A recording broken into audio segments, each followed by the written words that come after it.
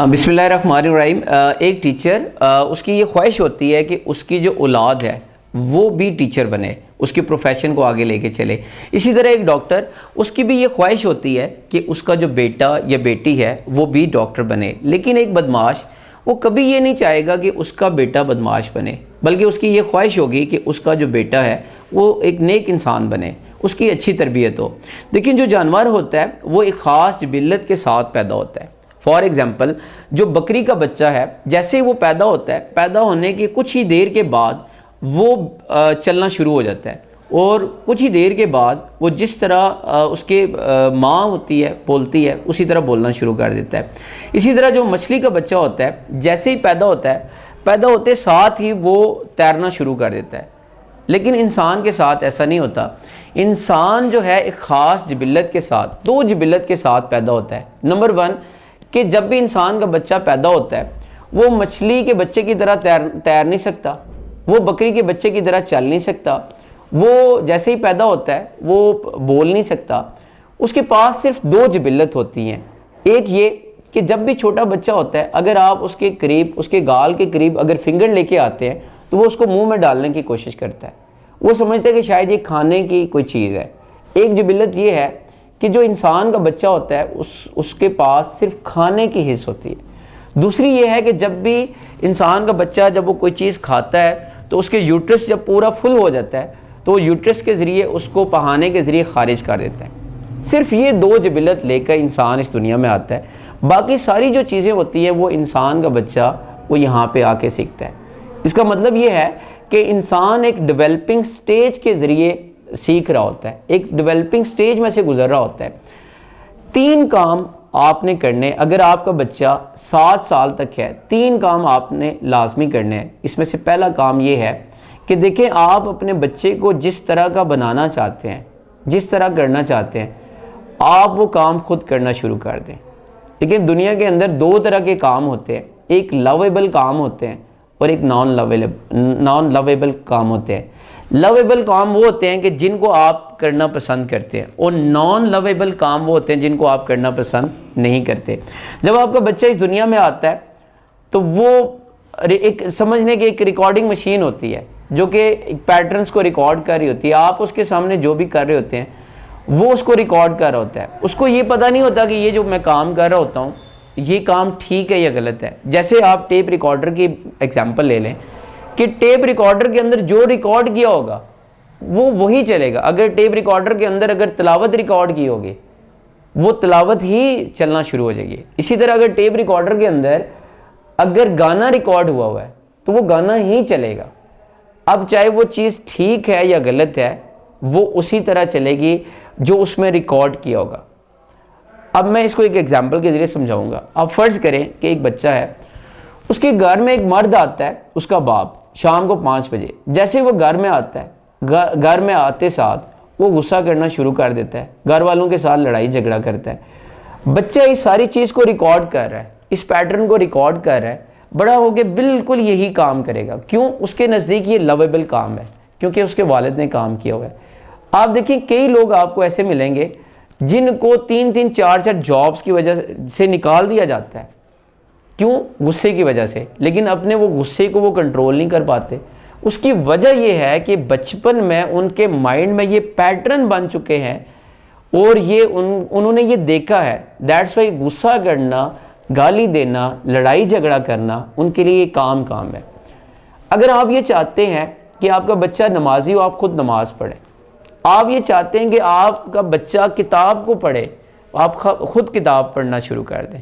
बच्चे के लिए जिस काम को आप लव एबल बना देंगे, आपका बच्चा वो काम करेगा। सो पहली बात, अगर आपका बच्चा 1 साल से 7 साल तक है तो आप क्या करें, एक लिस्ट बनाएं लव एबल कामों की और एक नॉन लव एबल कामों की। जो खूबियाँ अपने बच्चे के अंदर पैदा करना चाहते हैं, आप वो खूबियाँ सबसे पहले अपने अंदर पैदा करें, आपके बच्चे के अंदर खुद ही आ जाएंगी। दूसरी बात, याद रखें, 7 साल तक आप अपने बच्चे को कभी स्ट्रेस ना दें, क्योंकि आपके बच्चे के अंदर उस स्ट्रेस को मैनेज करने की सलाहियत ही नहीं है। इसको मैं एक एग्जांपल से समझाता हूँ। फॉर एग्जांपल, अगर एक आदमी है, उसके सामने अगर कोई कुत्ता आ जाता है तो जैसे ही कुत्ता आएगा तो वो अपनी आंखें निकालना शुरू कर देगा, अपने खून को सर्कुलेट करके पूरा खून अपने बाजू और हाथ में लेके आएगा, उसका मुकाबला करने की सलाहियत उसके अंदर होती है। लेकिन जो छोटा बच्चा होता है, अगर उसके सामने कुत्ता आ जाए वो ये काम कर ही नहीं सकता, उसको पता ही कोई नहीं है। लेकिन उसी आदमी के सामने अगर हर टाइम एक कोबरा खड़ा कर दें, एक सांप खड़ा कर दें, तो वो आदमी स्ट्रेस में चला जाता है। बिल्कुल इसी तरह आपके बच्चे के साथ भी होता है कि अगर आप अपने बच्चे को स्ट्रेस में रखते हैं, याद रखिएगा कि उसका जो खून है, जब आपका बच्चा स्ट्रेस में होता है तो उसका जो खून होता है वो उसके डेवलपमेंट के ऊपर काम नहीं करता, बल्कि उसके सर्वाइवल के ऊपर काम कर रहा होता है। आपने अक्सर देखा होगा जो बच्चे स्ट्रेस में रहते हैं, परेशान रहते हैं, वो फिजिकली वीक होते हैं, वो कमज़ोर होते हैं। उसकी वजह यह है कि उनका जो खून होता है वो बढ़ नहीं रहा होता, और उसकी वजह क्या होती है? वो स्ट्रेस होती है। और स्ट्रेस में जो मेजर इशू आ रहा होता है वो स्टडी स्ट्रेस है। हमारा 3 साल का बच्चा होता है, उसको देखिए हमने 6 कलमे याद करवाए होते हैं, उसको पूरी ABC याद करवाई होती है। मैं आपको गारंटी के साथ ये कह सकता हूँ कि अगर आपके बच्चों को ये सारी चीज़ें याद ना भी हों, पूरी ABC याद ना भी हो, तो कोई प्रॉब्लम नहीं है, बच्चा बड़ा होगा सीख लेगा।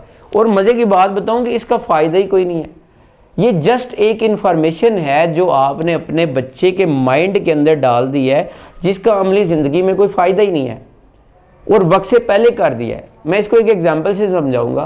फॉर एग्जांपल, आपने एक 5 मरले का घर बनाना है, अभी घर बनाया ही नहीं है, स्ट्रक्चर भी खड़ा नहीं किया, आपने दीवार भी खड़ी नहीं की, लेकिन जहाँ पे आपका ड्राइंग रूम है, आपने ड्राइंग रूम में जहाँ पे बनाना है, बनाने से पहले ही ला के सोफ़े रख दिए, वहाँ पे टेबल रख दिए।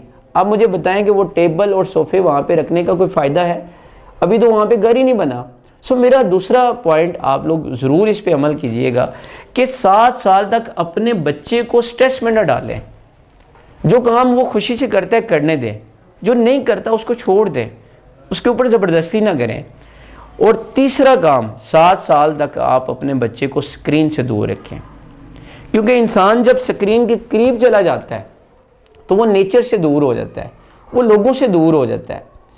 क्योंकि आप ये देखें, जब भी इंसान जब मोबाइल यूज़ कर रहा होता है या कोई स्क्रीन यूज़ कर रहा होता है तो उसके माइंड में एक केमिकल रिलीज़ होता है और उस केमिकल का नाम है डोपामीन। और ये वही केमिकल होता है जो चर्च के अंदर होता है। और मैं आपको बताऊं कि आप कोई इंसान अगर चर्च की एक डोज लेता है, अब फिर बात वहाँ पे रुकती नहीं है, कुछ अरसे के बाद वो डोज नाकाफ़ी हो जाती है, उसको डोज बढ़ानी पड़ती है। इसी तरह आपने नोट किया होगा कि अगर आपका बच्चा शुरू में 20 मिनट मोबाइल यूज़ करता है तो फिर आपसे वो ज़िद करता है कि मैंने 1 घंटा यूज़ करना है। जब आप उसको 1 घंटा यूज़ करने देते हैं तो कुछ अरसे के बाद वो कहता है कि मैंने 1 घंटा यूज़ नहीं करना, मैंने 2 घंटे मोबाइल यूज़ करना है। इसी तरह करते करते वो अपना मैक्सिमम टाइम स्क्रीन को देना शुरू कर देता है, क्योंकि अब उसके बॉडी को डिमांड हो रही है, उस चीज़ की डिमांड होती है। और जब आपका बच्चा स्क्रीन को ज़्यादा टाइम देता है तो वो तन्हाई का शिकार हो जाता है, वो लोगों से दूर हो जाता है और इससे भी स्ट्रेस होती है। अब कई एक सच्चे वाक़यात हैं, ये रिसर्च आ चुकी है कि 12-12 साल तक के बच्चों ने खुदकुशी की है। उसकी रीज़न क्या है? बोरियत, स्ट्रेस और जो तन्हाई का शिकार होते हैं। सो आज की जो इस गुफ्तगू में मेरा ये जो 3 पॉइंट्स थे, अगर आपका बच्चा 7 साल तक का है तो आपने ये 3 काम करने हैं कि आप जो काम चाहते हैं, जो खूबियाँ पैदा करना चाहते हैं अपने बच्चे के अंदर, सबसे पहले मेहरबानी करके वो आप अपने अंदर पैदा कर लें। दूसरी बात, आप अपने बच्चे को 7 साल तक किसी किस्म का कोई स्ट्रेस नहीं देना। और आप ये देखें कि सबसे ज़्यादा ज़रूरी काम कौन सा है? नमाज है। नमाज का हुक्म भी 7 साल तक है। और आप हद की इंतहा देखें कि इधर 3 साल का बच्चा, उसको मारा जाता है, उसको ABC नहीं आती। नमाज से ज़्यादा कोई ज़रूरी काम हो सकता है? नहीं। और तीसरी बात यह है कि आप अपने बच्चे को स्क्रीन से दूर रखें।